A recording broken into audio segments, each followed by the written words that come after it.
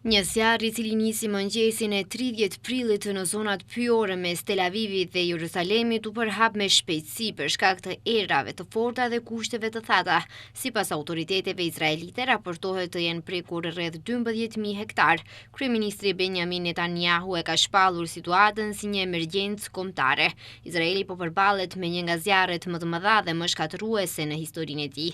Sipas agjencisë Anadolu, zjarret vazhdojnë në 11 pika pyjore.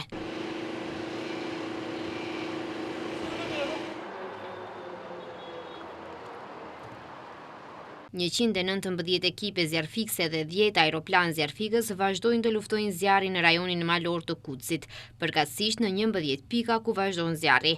Lidhur me thirrjen e Izraelit për ndihmë ndërkombëtare për shkak të zjarreve që nuk u arritën të vendosen nën kontroll, thuhet se pritet që brenda ditës të mbërrijnë 8 aeroplan zjarrfikës nga administrata qiproite greke dhe Italia.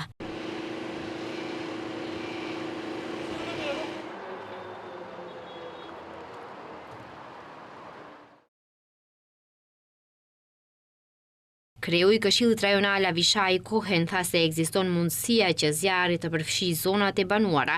Ndër tjera I njoftoi se kanë evakuuar afër 10.000 njerëz dhe se u kanë ofruar atyre shërbime strehimi.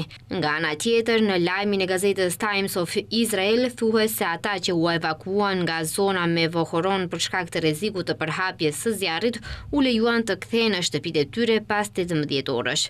Shkaku I saktë I zjarreve ende nuk është përcaktuar, por autoritetet po hetojnë mundësinë e zjarrvënies së qëllimshme. Disa persona janë arrestuar në ndyshimin për përfshirje në zjarrvënie.